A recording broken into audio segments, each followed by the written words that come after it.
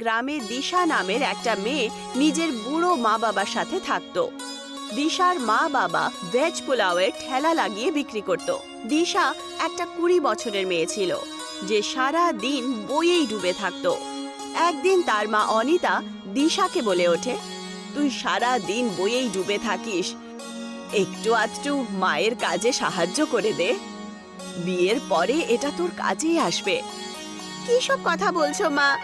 বাড়ির সমস্ত কাজকর্ম করতে তো জানি, আর আমি তোমার কাছে রান্নাও তো শিখেছি। দিদা তো আমার হাতের খাবারের খুব প্রশংসা করত।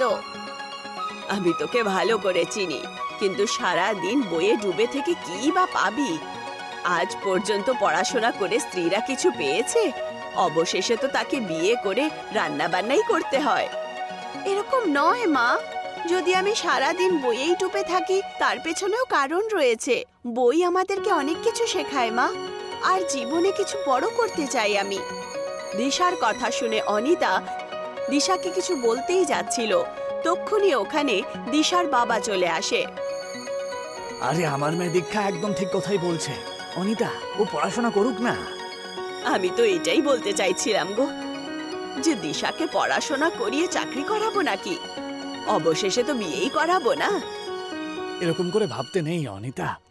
যদি দীক্ষা ভালো করে শিক্ষাটা লাভ করে, তাহলে ও শিক্ষা দিয়ে অনেক লাভ পাবে, তাই না? ও নিজের স্বামীর ওপরে বোঝ হবে না। আর এমনি আজকালকার দিনে মেয়েরা কি পুরুষদের থেকে পেছনে রয়েছে? আরে পুরুষের পায়ে পা মিলিয়ে চলছে তারা। বাবা, আমার স্কুলে 2 দিনের জন্য জঙ্গলে ট্যুরে যাচ্ছে, আমি যেতে পারি? কিন্তু ম্যাম 500 টাকা চেয়েছে। মা, আমি তোমায় কখনো বারণ করতাম না, কিন্তু তুমি তো জানোই যে আজকালকার দিনে ব্যবসা কত খারাপ হচ্ছে। আমি তোমার স্কুলের ফিসটাও কত কষ্ট করে দিতে পারি। ট্যুরে যাওয়ার জন্য যে স্কুলের সংস্থা তোমার কাছ থেকে কিছু পয়সাও তো চেয়েছে, তাই না? যেটা এই সময় আমার কাছে নেই মা। তোমার মুখটা দেখে বুঝতে পারছি তোমার খুব দুঃখ লেগেছে, তাই না? তোমার মুখটা দেখে সত্যি আমার খুব কষ্ট হচ্ছে মা। তুমি চিন্তা করো না মা, কালকে আমি কারুর কাছ থেকে পয়সা চেয়ে নিয়ে এসে তোমাকে দিয়ে দেব। বাবার কথা শুনে দিশা খুশির চোটে পাগল হয়ে যায়। এটা কি গো, এখন মেয়ের জন্য পয়সা উধার নেবে? আরে কোনো ব্যাপার না, মেয়েটা পড়াশোনা করতে পারলে তো ও আগামী দিনে অনেক বড় হবে, আমাদের পাশে থাকবে। কিন্তু পরশু আমাদেরকে বাড়ির ভাড়া দিতে হবে যে। পরের দিন রমন আবার নিজের ঠেলা নিয়ে বাস স্ট্যান্ডের কাছে চলে যায়, আর ও এটাই ভাবতে শুরু করে যে সে টাকা কার থেকে উধার চাইবে। তক্ষুনি সে দূর থেকে গ্রামের প্রধানকে আসতে দেখে, যিনি তার কাছেই আসছিলেন। নমস্কার নমস্কার প্রধান মশাই। আরে আরে নমস্কার নমস্কার নমস্কার। তা বলো, কেমন আছো তুমি? তো ব্যবসা কেমন চলছে তোমার? বাজারের অবস্থা খুবই খারাপ প্রধান মশাই। আগে পোলাও বিকেলের মধ্যে বিক্রি হতো, কিন্তু এখন তো কখনো কখনো যেমনকার পোলাও সেরকমই পড়ে থাকে, তাই না? খুবই সমস্যা আমার। আরে আরে রমন, আজকাল হলো চাইনিজ ফুডের যুগ। এখানে নানা রকমের খাবার তৈরি হচ্ছে, আর তুমি মানে এর মধ্যে তোমার এই দেশি পোলাও আর কে খাবে বলো তো? গ্রামের দশা এখন আর আগের মতন নেই ভাই। গ্রামের লোকজনও তো আগের থেকে পাল্টে গেছে। প্রধান মশাই, আমি আপনাকে কিছু বলতে চাই। হ্যাঁ হ্যাঁ হ্যাঁ, বলো বলো, কি কথা বলতে চাও বলো। আমাকে আমাকে কিছু পয়সা ধার দেবেন আপনি? কত পয়সা লাগবে তোমার? ওই আমার 2000 টাকা মতন লাগবে আর কি। আসলে ব্যাপারটা হলো আমার 1500 টাকা বাড়ির ভাড়া দিতে হবে তো, আর 500 টাকা মেয়ের স্কুলে জমা করতে হবে আমার। আরে তো দীক্ষা স্কুলের ফিস এখনো দিতে পারোনি নাকি? না, সে তো আমি কবে দিয়ে দিয়েছি প্রধান মশাই। আসলে ব্যাপারটা হলো যে স্কুলের তরফ থেকে বাচ্চারা সবাই ট্যুরে নিয়ে যাচ্ছে, মানে জঙ্গলে। তাই মেয়েটা যেতে চাই তো, সেই জন্য পয়সাটা চাইছিলাম। স্কুলের লোককে 500 টাকা দিতে হবে আমাকে। আরে তোমার কি হয়েছে বলো তো রমনা? তোমার ব্যবসা একই খারাপ চলছে, আর তার উপর তুমি বাড়ির ভাড়াও তোমাকে দিতে হবে। এর মধ্যে তুমি তোমার মেয়েকে ট্যুরে পাঠাতেই হবে তোমাকে। মেয়েটা গাছপালা খুব ভালোবাসে প্রধান মশাই, আর সারা দিন ও তো শুধু গাছেদের ব্যাপারে বইয়েতে পড়তেই থাকে। আজকে বিকেলের মধ্যে যদি পয়সাটা আমি না দিই, তাহলে মেয়েটার মনে মনে খুব কষ্ট পাবে প্রধান মশাই। প্রধান রমনের কথা শুনে রমনকে খুব ধ্যানপূর্বক দেখে। তক্ষুনি প্রধানের সাথী অভিমন্যু ওখানে পৌঁছে যায়। অভিমন্যু একজন খারাপ স্বভাবের ব্যক্তি ছিল, যে প্রধানের সব সময় কানে কিছু না কিছু বলতো। অভিমন্যু ওদের দুজনের কথা অনেকক্ষণ ধরে শুনল। অভিমন্যু প্রধানের কানে বলল, আরে কি এত চিন্তা করছেন প্রধান মশাই? 1000 টাকারই তো ব্যাপার, তাই না? দিয়ে দিন আপনি। আর এমনিতেই ও ঠেলা গাড়িটা 10,000 টাকা দাম হবে, তাই না? এই সময় ওর ব্যবসা একেবারেই ভালো চলছে না। ও আপনার পয়সা ফেরত দিতে পারবে না। পয়সার বদলে ওর ঠেলা গাড়িটা আপনি নিয়ে নেবেন। পুরো 8,000 টাকার লাভ হবে আপনার, তাই না? অভিমন্যুর কথা প্রধানের মাথায় বসে যায়। তা তুমি এই পয়সা কবে ফেরত দেবে আমাকে? প্রধান মশাই, মাত্র আমাকে 2 মাস সময় দিন, তাহলে দিয়ে দেব। তার আগে আমি কত পয়সা আপনার কাছ থেকে নিয়েছি, তাই না? কিন্তু সব সময় পয়সা তো ফেরত দিয়েছি। আরে সেই সময়ের ব্যাপারটা একেবারেই আলাদা ছিল, কিন্তু এই সময়ের ব্যাপারটা একেবারেই আলাদা। আমি ঠিক বুঝলাম না প্রধান মশাই। আরে দেখো রমন, আজকালকার ব্যবসা তো সবারই খারাপ চলছে, তাই না? আমারও ব্যবসা খুবই খারাপ চলছে, তো সেই জন্য পয়সা আমার তাড়াতাড়ি লাগবে। আর একটা 2 নম্বর কথা, পয়সা তো দিয়ে দেবো, কিন্তু কিছু জিনিস তোমাকে বন্ধক রাখতে হবে আমার কাছে। প্রধানের কথা শুনে রমন খুব অবাক হয়ে যায়। রমন জানতো যে প্রধান ভেতর থেকে তো ভালো স্বভাবের লোক। রমন বুঝতে পারল যে কিছুক্ষণ আগেই প্রধানের কানে অভিমন্যু কিছু না কিছু বলেছে, কিন্তু রমন খুব বাধ্য ছিল, কারণ প্রধান ছাড়া গ্রামে আর কেউ ছিল না যে 2000 টাকা রমনকে দিতে পারে। আমার কাছে আর কি আছে বলুন তো প্রধান মশাই? বন্দুক রাখার জন্য তো শুধুমাত্র একটা ভাড়ার বাড়ি রয়েছে। আর কিন্তু আপনি কি আমার কথায় বিশ্বাস করছেন না? আরে ভরসা করার যুগ এখন চলে গেছে। তোমার এই ঠেলা গাড়ি তুমি রেখে দাও না। তোমার 1 মাসের মধ্যে যদি পয়সা আমাকে না দিতে পারো, তাহলে আমি তোমার এই ঠেলা গাড়িটা কবজা করে নেবো। হ্যাঁ, আর সেই নিয়ে কিন্তু তুমি কোনো কথা বলতে পারবে না। রমন গভীর চিন্তায় ডুবে যায় আর বলে, ঠিক আছে প্রধান মশাই, যেমনটা আপনি বলবেন। প্রধান হাসতে হাসতে ওখান থেকে চলে যান। বিকেলবেলা রমন 500 টাকা নিজের মেয়েকে দিয়ে দেয়।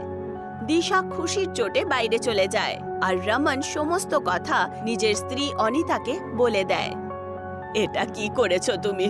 তুমি তো ভালো করে জানো যে ওরা ভালো স্বভাবের লোক নয়। প্রধান ভালো স্বভাবের আর দয়ালু ব্যক্তি। নিশ্চয়ই অভিমন্যু তোমার ঠেলার ওপরে লোভ দেখিয়েছে। প্রধান তোমার ঠেলা নিয়ে কি করবে? উনি নিশ্চয়ই তোমার ঠেলাটা অভিমন্যুকে দিয়ে দেবে। তোমার কাছে যখন ঠেলাই থাকবে না, তখন তুমি কি করবে? ততদিনে কিছু না কিছু একটা ব্যবস্থা আমি করেই নেব। এমনিতেই বাড়ি ভাড়ার জন্য পয়সা তো আমাদেরকে দিতেই হবে। 1500 টাকা তো আমাকে এমনিতেই চাইতে হতো। পরের দিন দিশা জঙ্গলে ট্যুরে চলে যায়। দিশা জঙ্গলের ঘন গাছগুলোকে মন দিয়ে দেখছিল। তক্ষুনি তার চোখ পড়ে একটা বুড়ি মহিলার ওপর, আর ওই বুড়ি মহিলা কলা পাতার ভেতরে কিছু রান্না করছিল। কলার পাতার মধ্যে থেকে খুব সুগন্ধ আসছিল। দিশা নিজেকে আটকাতেই পারল না, আর ওই বুড়ি মহিলার কাছে চলে যায়। এটা কি মা? এটা কলার পাতার ভেতরে বানানো বিরিয়ানি সোনা। এটা কি করে সম্ভব হতে পারে? একদম সম্ভব হতে পারে সোনা। আমি এই রেসিপিটাকে জানি। তারপর দিশা সেই মহিলার চেহারাটাকে খুব গম্ভীরভাবে দেখে। আপনার চেহারার লাইনগুলোকে দেখে বুঝতে পারছি যে আপনি এই জঙ্গলে থাকেন না, আর এই রেসিপিটাও এই দেশের নয়। তুমি তো খুবই জ্ঞানী ব্যক্তি বাবু। তুমি কি করে বুঝতে পারলে এটা? আমি সারাদিন বই পড়তে থাকি। আমি কিছু নতুন শিখতে চাই। আমি তোমার থেকে খুব প্রভাবিত হয়ে গেছি। কি নাম তোমার? দিশা। দিশা, দিশা, তুমি একদম ঠিক বলেছ।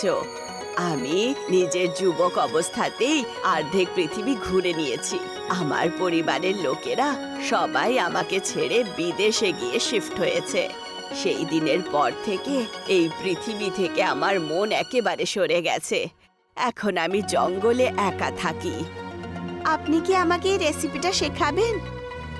যদি অন্য কেউ বলতো তাহলে আমি শেখাতাম না, কিন্তু তুমি খুবই জ্ঞানী ব্যক্তি। তোমার চোখের আলো বলছে যে তুমি নিশ্চয়ই এগিয়ে যাবে। আমি তোমাকে নিশ্চয়ই বানানো শেখাবো। বুড়ি মহিলা দিশাকে সমস্ত রেসিপি বলে। বিকেলবেলা দিশা বাড়িতে চলে যায়। সময় এইভাবেই কেটে যায়। রমনের কাজ একেবারে বন্ধ হয়, আর প্রধান অভিমন্যুর সাথে এসে রমনের ঠেলা নিয়ে চলে যায়। রমনের ব্যবসা একেবারে বন্ধ হয়ে যায়। তার ওপর বাড়ির ভাড়াও অনেক বেশি হয়ে গেছিল। কতবার তোমাকে বুঝিয়েছি কিন্তু তুমি বুঝতেই চাও না। কি দরকার ছিল মেয়েটাকে এত বেশি লেখাপড়া করানোর? এখন বলো, মেয়েকে লেখাপড়া করিয়ে কি পেলে? ওর স্কুলে যত টাকা খরচা করেছি তত টাকা যদি জমা করতাম তাহলে আমাদের কাজে আসতো আজ। আরে এতে এতে দীক্ষার কোনো দোষ নেই অনিতা। খুনি ওখানে দিশা এসে যায় আর বলে, বাবা, আমার কাছে একটা উপায় আছে। কিরকম উপায় সোনা? কিছু মাস আগে যখন আমি জঙ্গলে ট্যুরে গেছিলাম তখন ওখানে একজন বুড়ি মহিলার কাছে আমি একটা বিরিয়ানির রেসিপি শিখেছি। আমার মনে হয় যদি সেই বিরিয়ানি আমরা আমাদের গ্রামের লোকেদের বিক্রি করি তাহলে অনেক লাভ হবে। কিরকম কথা বলছিস তুই? কি বলতে চাইছিস যে তোর বাবা পোলাও বানাতো? অনিতা, আমার মনে হয় দীক্ষা একদম ঠিক কথাই বলছে। প্রধানমশাই তো এই কথাটাই বলছিল যে এখনকার দিনে ভারতবর্ষে নতুন নতুন খাবার চলে এসেছে, তাই না? যতদিন না আমরা নতুন কিছু করব ততদিন এইভাবে আমরা পিছিয়ে পড়বো, তাই না? কিন্তু সমস্যা এটা হলো যে মেয়ের কথাটা যদি মেনেও নেই তাহলে তুমি এই বিরিয়ানি বিক্রি করবে কোথায়? ঠেলা তো অভিমন্যু নিয়ে গেছে। তুমি তার চিন্তা করো না মা। আমি নিজের বাড়ির আর্থিক স্থিতির ব্যাপারে টিচারের সাথে কথা বলেছি। ওনার কাছে একটা খালি দোকান আছে।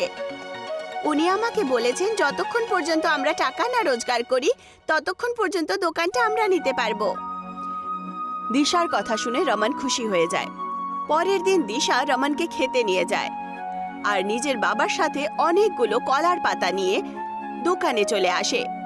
রমন আর অনিতা সেই দোকানের পরিষ্কার পরিচ্ছন্ন আগের থেকেই করে ফেলে। দিশা সেই কলার পাতার ভেতরে বাসমতি চাল আর অন্যান্য জিনিস দিয়ে আগুনের মধ্যে রেখে দেয়। কিছুক্ষণের মধ্যেই পাতার বিরিয়ানি তৈরি হয়ে যায় আর সুগন্ধ বেরোয়। তার গন্ধ এত সুন্দর ছিল যে ওখান দিয়ে যেই লোকেরাই যাচ্ছিল তারা নিজেদেরকে আটকাতে পারলো না। একজন ব্যক্তি সঙ্গে সঙ্গে আসলো আর বলল, আরে আপনার দোকান থেকে খুব ভালো ভালো গন্ধ বেরোচ্ছে তো। এটা কি কোনো নতুন হোটেল নাকি? হ্যাঁ, রমন কিছু বলার আগেই দিশা সেই লোকটাকে বলে ওঠে, আপনি একদম ঠিক বুঝেছেন, এটা আমাদের নতুন হোটেল, কলার পাতার বিরিয়ানির হোটেল।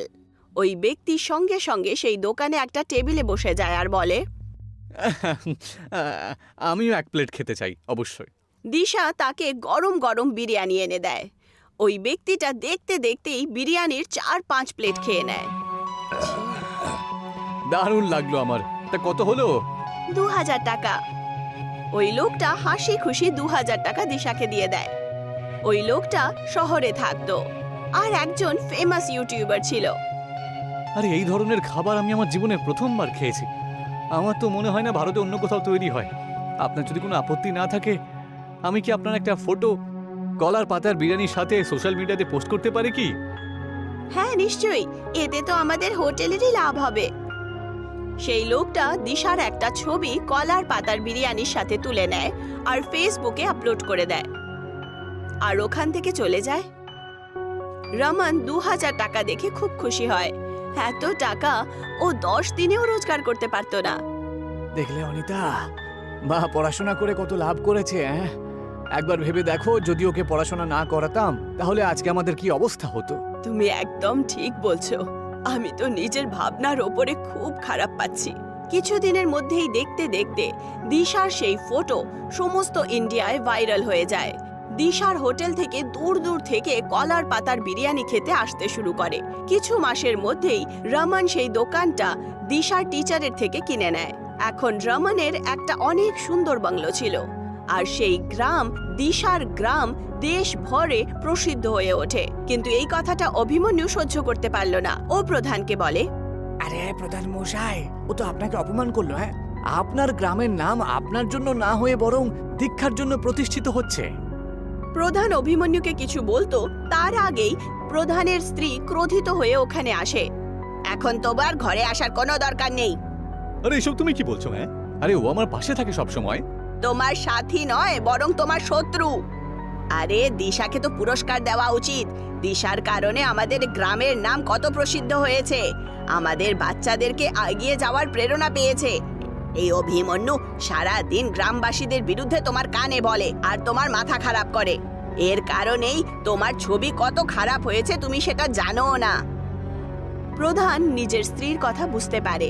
সে অভিমন্যুকে ধাক্কা মেরে বাড়ির বাইরে বার করে দেয়। বিকেলবেলা প্রধান আর তার স্ত্রী রমনের হোটেলে বিরিয়ানি খেতে পৌঁছে যায়। আমাকে ক্ষমা করে দাও ভাই, আমি তোমার সাথে অনেক অন্যায় করেছি, তাই না? অভিমন্যুর কথা শুনে আমি তোমার কাছ থেকে তোমার ঠেলাগাড়ি কেড়ে নিয়েছিলাম। সেরকম কিছু ব্যাপার নয় প্রধান মশাই, এসবই ঈশ্বরের লীলা। আপনি যদি এমনটা না করতেন, আমি তাহলে এত বড় লোক কি করে হতাম?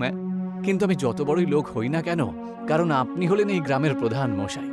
দিশার কলার পাতার বিরিয়ানি আজও শহর থেকে খাওয়ার জন্য আসে।